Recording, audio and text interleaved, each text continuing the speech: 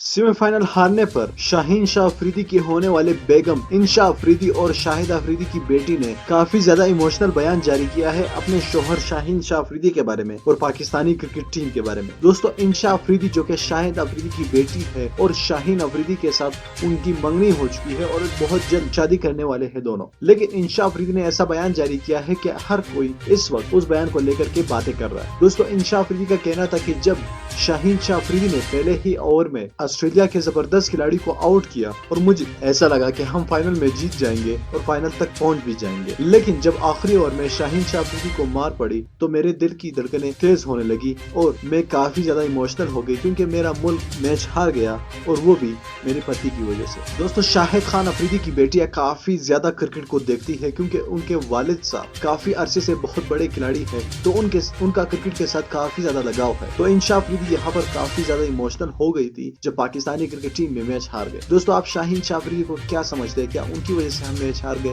नीचे comment box में अपने राय से हमें आगाह कीजिए। इस वीडियो को लाइक कीजिएगा, चैनल को सब्सक्राइब जरूर कीजिए।